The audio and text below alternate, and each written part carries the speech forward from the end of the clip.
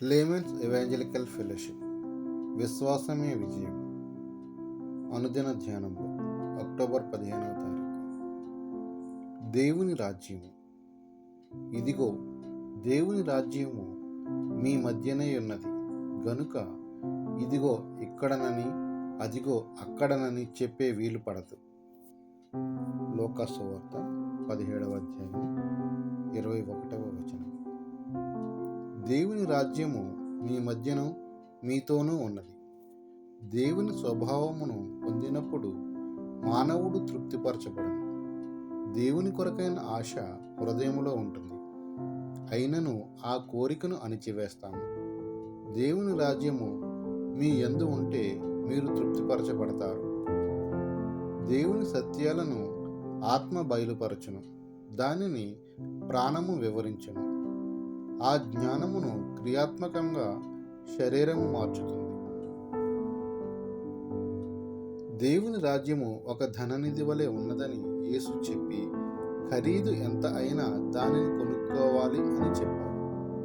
ఆ ధననిధి మీలోనే ఉన్నది కనుక దేవుని రాజ్యము మీలో ఉంటే అపరిమితమైన ప్రేమ, కొలువలేనంత జ్ఞానము నీలో నుండి వస్తాయి.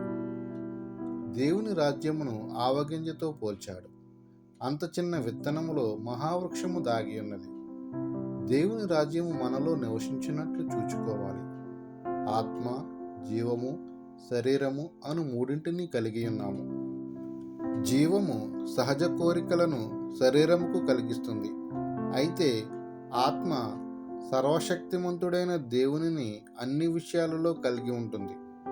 నీవు మారుమనసు పొందినప్పుడు దేవుని రాజ్యము నీలో ప్రారంభించబడును. దేవుని రాజ్యము మన యందు ఉన్నది. మనకు ఆత్మ ఉన్న యెడల దేవుని మహాశక్తి సాధ్యపడును.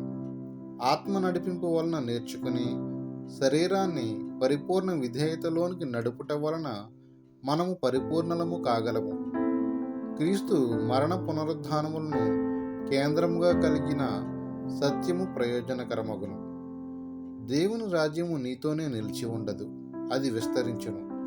దాని ప్రభావము గొప్ప శక్తిగా లోకమును కదిలించును. ప్రార్థనా పరునిలో గొప్ప శక్తి ఉంటుంది. అతని కన్నులు, అతని స్పర్శ మరియు అతని వస్త్రాలు కూడా గొప్ప శక్తిని కలిగి ఉంటాయి. దేవుని రాజ్యము మీ యందు ఉన్నది. ప్రార్థన వలన, దైవవాక్య జ్ఞానము వలన దేవుని రాజ్యము పెరుగును. మీ విశ్వాస సాధనను బట్టి దేవుని రాజ్యపు వృద్ధి ఆధారపడి ఉంటుంది. ఎన్ దానియేలు గారు.